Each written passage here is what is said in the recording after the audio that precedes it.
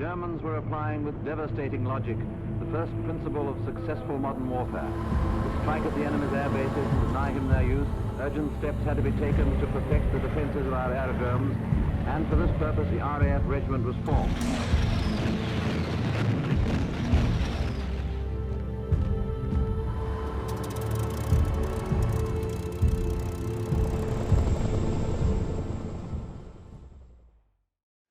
Hello and welcome to our RAF Regiment in the Dhofar campaign historical podcast series. We join Wing Commander Tim Jones again for episode 4, Offensive Night Ops and FPF. The thing that surprised me and made me think a lot in Oman was our enemy carried no webbing, they didn't have boots, they didn't have anything other than a dish dash, a dark coloured dish dash, an AK-47 and a bunch of magazines. They lived off the land, they found water where they went, they ran around barefoot over the rocks, they were agile, God, they were good. Yeah, not weighed down. You know, and we were bogged down, absolutely. Yeah. They were on ground of their choosing as well. Yeah. And as has been the case in Afghan, you know, your adversary there, same deal, you know, AK-47, some ammunition and a pair of flip-flops, you know, comfy footwear, keeping us on our toes massively. Yeah, big time. You know, it's their backyard. Earlier we were talking about sort of immersion with your troops and you know, having to learn Arabic pretty quickly, and resupply being quite difficult at times. I often found it useful to go and eat with my sort of Afghan counterparts last time I was away, and I actually used to get quite jealous about the food they were eating because, you know, eating rations as good as they are, it does get quite boring after a while, especially if you've got the same menu for quite a while. But they're knocking up really nice in the field, but they're still cooking nice rice dishes, and they might have gone off to a nearby village and purchased a goat, and they'll, you know, dispatch the goat and square that away in the middle of nowhere and come up with this amazing meal. They'd obviously have tins of what have you, and masses of watermelons as well, which is really great when you've been out for weeks on end. But I was often jealous of what they were eating. You know, I'm eating another ball in the bag, thinking, bloody hell. Our combat rations weren't very good. I think we said that earlier. Yeah. And the boys definitely missed not having fresh meat. And therefore, when I went down to do airstrikes or whatever, down to Salalah, came back, I'd bring live goat back for them. Right. Unfortunately, I had to come by helicopter. Goats do not like helicopters. No, imagine. And bringing four goats in black plastic bags so they didn't poo everywhere. The aircrew didn't like the goats being in the helicopter, and they certainly didn't want them pooing all over the helicopter or peeing all over the helicopter. So they were not welcome passengers. Climbing in with goats to bring them back up to the border position was a nightmare, because you'd be wearing your fighting order, including grenades and all the rest of it, pins on the grenades, little horns sticking out of the black plastic bag. Yeah. Oh, so you're too busy hugging yourself to fend the goats off. It's a bedlam. And then we fly to 7,000 feet and do a spiral down into the position to avoid SAM 7. And we'd go down, it was like a mad helter-skelter. The goats most certainly didn't like that, so they were all over the place. And then you'd land and you'd find you couldn't get where you wanted to get to and had planned to go to because it was under fire, so you'd go somewhere else about 1,000 metres away. Now you disgorge, you've got 4 goats on long leads, like mad dogs, who are impatient to get out of the black plastic bags. Yeah. You may or may not be under fire, but you certainly have got a long way to go before you get to where you need to get to. And you've got 4 reluctant goats on leads to take with you, and they're baying and booing and generally getting mad. It was like a comic opera, frankly, and you're being watched by your soldiers in various positions who are killing themselves laughing at the dilemma you've got yourself in, because I'm not a goat herd. No. Most of them were. So you're getting advice on how to herd these reluctant goats along the ridge, and somebody opens up on you with a sniper fire. So you have to take cover. The goats don't understand that and try and disappear off the edge. The goat's just thinking, what was that hideous experience that I've just gone through, wrapped up in plastic bag, not knowing it, you know, in moments he's going to get given the good news. Oh, absolutely. But so it was mad. However, when you drop the goat off at the platoon location, you're a hero because you brought them fresh meat. Yeah. And it was always well worthwhile and enjoyable, you know, and you'd sit and enjoy their enjoyment, frankly. They were very good guys. I liked them a lot. And I enjoyed the food that they cooked when they had a chance to get decent food. And certainly when we were in barracks, it was wonderful. You'd have fresh chapatis and Nice. Yeah. very good goat curry and Yeah. fish and things. Lovely. So we spoke about your initial deployment on the Op Simba, and then you came back and was acting with what essentially was the QRF force back at Brigade Reserve, and then from there it was back to Op Simba, wasn't it, with a more offensive strategy? Would that sum it up? Yeah, I went back to the main position on Simba. I'd been on the northern ridge, Yardarm it was called, with 4 platoons holding that vital ground. When I went back to the main position, which was slightly lower, but was still a deployed company position, 2 companies. And from there, we were able to plan slightly more offensive operations, which previously had been stymied. We didn't have enough troops. The pass out from Mind, it was too difficult. Yeah, fair enough, yeah. But largely as a result of flying with the Strike Masters, I'd been able to get quite close to the ground off Yardarm, north of Simba, where the enemy had routes down through wadis and all the rest of it. Yeah, of course, because I suppose we've spoken about the air assets being offering that strike capability, but I imagine for ISR purposes and giving you views. But for me, they were a recce opportunity as well, and unseen, and far less dangerous. Absolutely, yeah. But and as a result, we planned a particular op, which meant we took basically most of my company. It was a 4 platoon company, so I took 3 of them, and we went north of this ridge, down into quite a deep wadi. We rehearsed it quite carefully.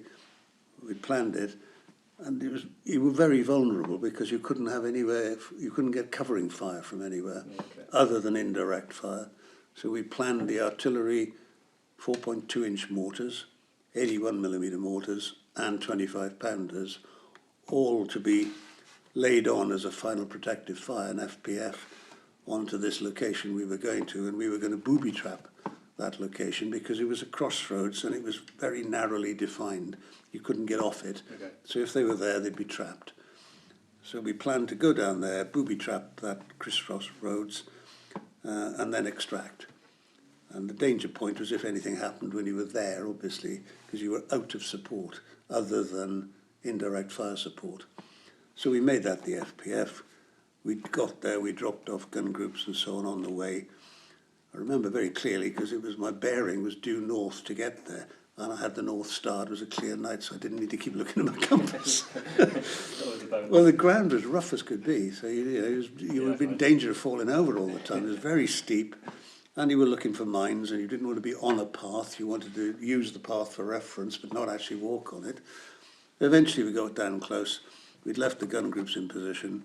My 2IC was a Royal Marine, a lovely man, with a bloody big rucksack full of these improvised explosive devices that we'd made to act as booby traps with anti-lift devices and press-up switches and the whole lot. We spent a lot of time getting this organised. We got there. He was busy laying these booby traps. The last gun group was giving us the final bit of cover.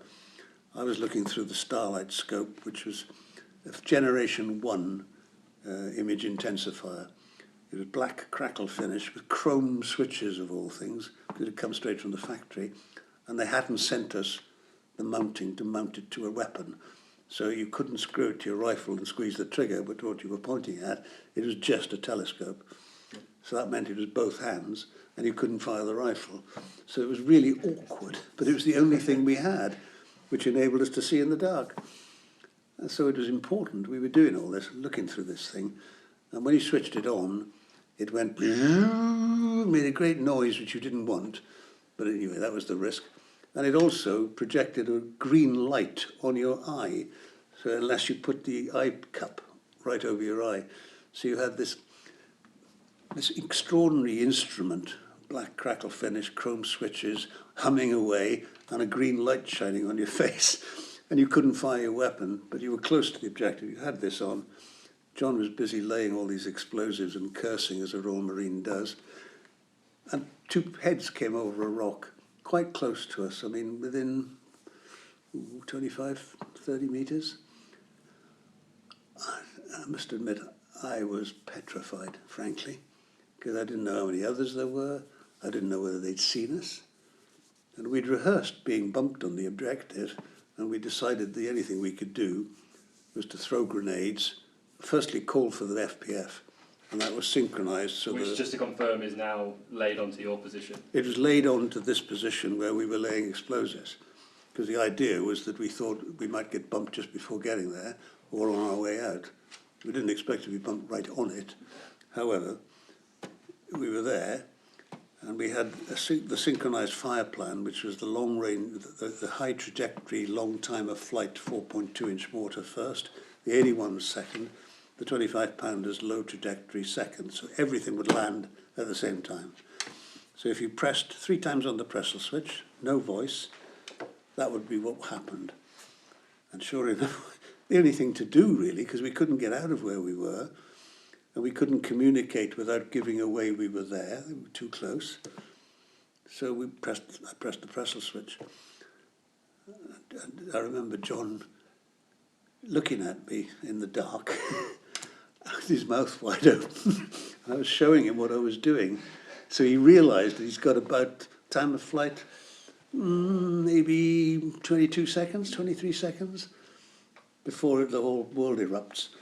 The artillery guys had told me that they'd calculated it with a difference of altitude, that their shots would probably go slightly over. They hoped. I hoped. And in the end, that's what happened. We pressed the pressure switch, we threw grenades, we opened fire and legged it. We got some fire back, not a lot. Legged it, we could hear these rounds coming over us, making a hell of a noise, whistling. And then we lay down in amongst the rocks, and there were deep crevices, so that we had some cover. So I felt it was worth the risk. I didn't know what else to do, frankly. So we lay down, the world erupted just down below us. The shots had gone over. And all this firepower, 4 4.2s, 4 81s, and 4 25-pounders, is a hell of a lot of ordnance, all coming down just down the road from us, right where these guys were, I hoped. And then as soon as that stopped, I called, no point in being quiet anymore. So he calls out to the artillery, Golf 39, repeat. So another 3 rounds fire for effect come over. And we carried on legging it up, legging it, criggling and falling over up these crevices. And they fired another salvo. And by which time we'd joined our machine gun cover party, and they were giving it welly with the Jimpy. Almost vertical downhill, so the Jimpy gunner, who was a staff sergeant platoon commander, had the weapon with a folded bipod on the shoulder of his number 2. The chap must have been deaf forever afterwards. But he was giving it absolute welly to give us covering fire. We came round behind him, and we managed to extract and got back, picked up our other groups and got back to base. And that was it, really.